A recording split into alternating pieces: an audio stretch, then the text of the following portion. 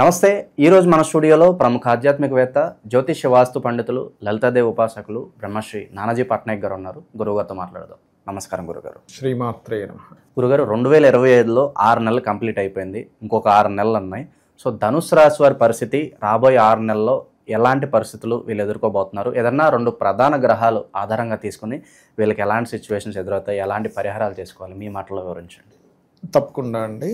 గ్రహాలు కొన్ని కలుస్తుంటాయి, విడిపోతుంటాయి.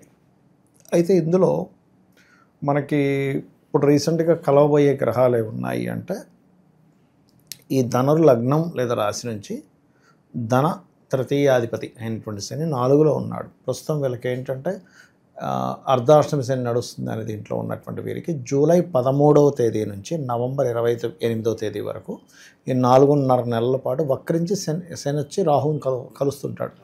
కలవకపోయినా దాని దృష్టి వెనక్కి ఉన్నప్పుడు వాటి కాంబినేషన్ ఏర్పడుతూ ఉంటుంది. దీనివల్ల ఒక బెనిఫిట్ ఉందండి. 2 బెనిఫిట్స్ ఉంటాయి, జాగ్రత్తలు కూడా ఉంటాయి. ఏమిటది అంటే, ఒకటి అర్ధాష్టమి శని ప్రభావం తగ్గుతుంది. అంటే ఇప్పుడు సర్వసాధారణంగా నేను ఏం చెప్తానంటే, ఎవరైనా సరే ఒక గృహం కొనుక్కుందాం అనుకుంటున్నారు, వాహనం కొనుక్కుందాం అనుకుంటున్నారు, లేదా కన్స్ట్రక్షన్ స్టార్ట్ చేద్దాం అనుకుంటున్నారు, అర్ధాష్టమి శని సమయంలో చేయకండి అని చెప్తాను. స్లో డౌన్ అవుతుంది. అంటే ఏమీ లేదు, అక్కడ ఏదో కొంపలు మునిగిపోతాయని కాదు. మేస్త్రి పని చేయడు, వాడు డబ్బులు ఇస్తే వాడు డబ్బులు తీసుకుని వెళ్ళిపోతాడు, ఇది వస్తున్నా అది వస్తున్నా అంటాడు. ప్రొలాంగ్ అవుతూ ఉంటుంది. Because of Saturn is the prolonging planet. అలాగే కోర్సెస్ చేసి చదివే వాళ్ళకి కూడా కొంచెం ఏంటంటే, విద్యార్థులకు కూడా కొంచెం దాని మీద ఇంట్రెస్ట్ తగ్గడం, ఇవి జరుగుతూ ఉంటాయి సర్వసాధారణంగా అర్ధాష్టమి శనిలో. ఇంతకు మించి ఏమి ఉండదు అక్కడ. అయితే దీన్ని కొంచెం మనసుకు తీసుకొని కొంచెం ఎక్కువ బాధపడుతుంటారు. అయ్యో ఇలా అయిపోయిందంటని. దీనివల్ల నింద పొందడం, 4లో చిన్నప్పుడు ఏంటంటే కొంత నింద కూడా కలిగిస్తుంటాడు. అయితే ఇప్పుడు ఈ జూలై 13వ తేదీ నుంచి ఈ 6 నెలలు చెప్పుకునేటువంటి విషయాల్లో 13 నుంచి ఎప్పుడైతే శని వక్రిస్తున్నాడో, ఇది పక్కాగా ఏం చేస్తాడంటే ఇక్కడ ఈ అర్ధాష్టమి శని ప్రభావాన్ని తగ్గిస్తాడు. ఎప్పుడైతే ఈ ప్రభావం తగ్గుతుందో, రాహు శని ఇద్దరు మనకి, రాహు ప్రధానంగా ఇప్పుడు మనకి కుంభంలో ఉన్నాడు. ఆ కుంభంలో ఉండే రాహు మీదకి శని ప్రభావం. దీనివల్ల ఏమిటంటే కొంత రిలీఫ్. గతంతో పోల్చుకుంటే కొంత అమ్మయ్య నాకు కొంచెం మానసికంగా కొంత స్ట్రెస్ తగ్గింది, కొంచెం పనులు మూమెంట్ అవుతున్నాయి, ఇవి వీళ్ళు చూస్తారు. ఇది ఎప్పటి వరకు? నవంబర్ 28వ తేదీ వరకు. నవంబర్ 28 దాటిందంటే మళ్ళీ స్ట్రైట్ అయిపోతాడు శని.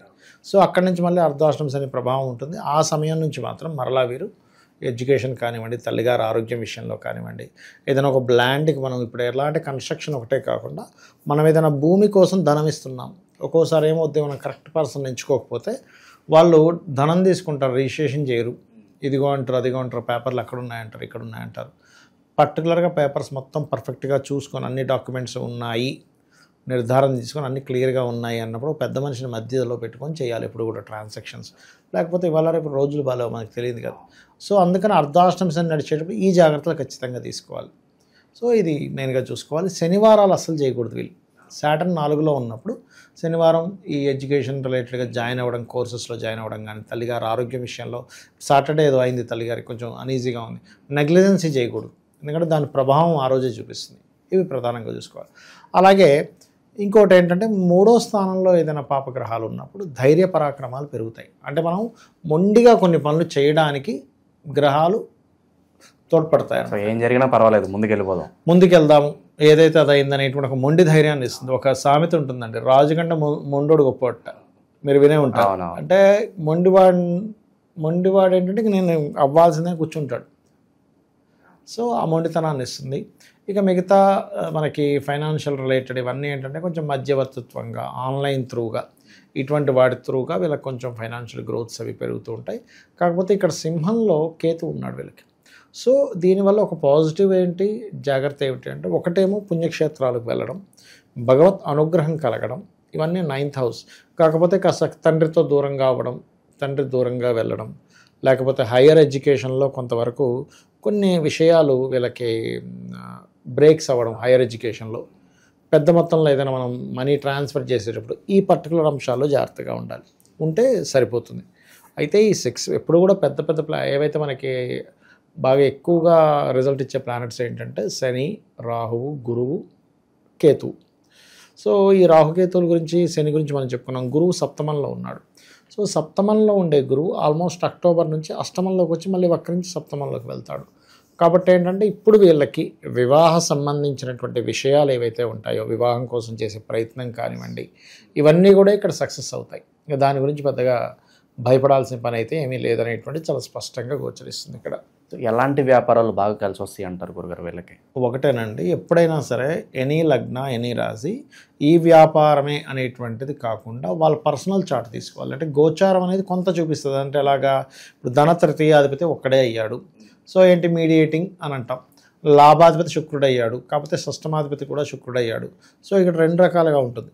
సో వీళ్ళకి ఎవరు రాజయోగ కారకుడు అంటే గురువు.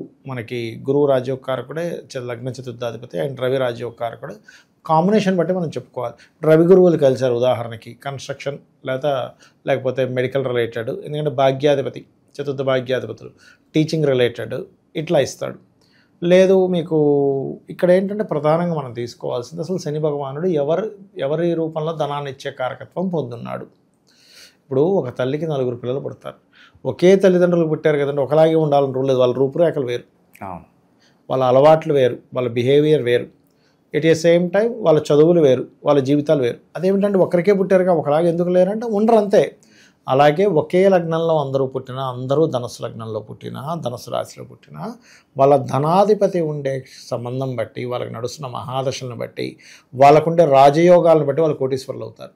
అంటే ధనాధిపతి మంచి స్టేజ్లో ఉన్నాడు. ఇప్పుడు శని ఉదాహరణకి ఏ శుక్రుడితోనో కనెక్ట్ అయ్యాడు అనుకోండి, ధనయోగం పట్టేస్తుంది. బుధుడితో కనెక్ట్ అయ్యాడు, విపరీతమైన ధనయోగం పడుతుంది. అయితే ఇక్కడ ఏంటి, వీళ్ళకి వ్యాపారంలో రాణిస్తారా, ఉద్యోగంలో రాణిస్తారా అనేది కూడా చూసుకోవాలి.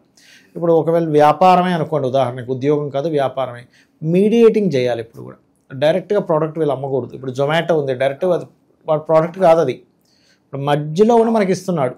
జొమాటో, అమెజాన్ ఇవన్నీ ఎందుకంటే మధ్యవర్తి మూలంగా ధనం వచ్చే యోగం.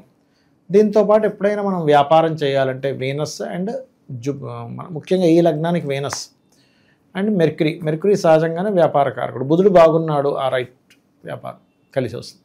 అట్లా చూసుకుంటే కనుక ఖచ్చితంగా బాగుంటుంది. అయితే వీళ్ళకి వ్యాపార యోగాలు బాగా సాగాలి అంటే కనుక లలితా సహస్రనామాల్లో ఓం ఇంద్రగోప పరిక్షిప్త స్మరతూనా భజంగికాయై నమః. ఎందుకు అంటే ఇక్కడ సహజంగానే ఎవరికైనా ఈ మంత్రం పనిచేస్తుంది, కానీ వీరికి షష్టమ లాభాధిపతి అవుతాడు శుక్రుడు. అంటే పూర్వజన్మ కర్మని పూర్తిగా ఇచ్చే గ్రహం ఎవరున్నారంటే వీనస్. అందుకే ఎనీ ధనుర్లగ్నం మీరు తీసుకోండి, అంటే మీడియాస్లో వర్క్ చేయడం ఇవన్నీ కూడా వీళ్ళకి వర్కౌట్ అవుతాయి. ఎందుకంటే థర్డ్ హౌస్ ఇస్ మీడియా అనమాట, మీడియాస్ ధనుర్లగ్నం వరకు. శుక్రుడు మీడియాలో ఉన్నాం ప్రస్తుతం, మర్చిపోయా, రైట్. అయితే శుక్రుడు షష్టమాధిపతి అయినందుకు స్త్రీ శాపాలు ఇవన్నీ కూడా ఏర్పడుతుంటాయి. అందుకని ఏంటంటే వీళ్ళు వివాహ జీవితం మీద పడుతుంది ఎఫెక్ట్, ఎక్కువగా స్త్రీ మూలకంగా ఎఫెక్ట్ పడుతుంది. ఈ జాగ్రత్తలు కనుక తీసుకుంటే ధనుర్లగ్నం వారికి ఈ 6 నెలలు ఉండేటువంటి ఇది బాగుంటుందని చెప్పుకోవచ్చు మనం.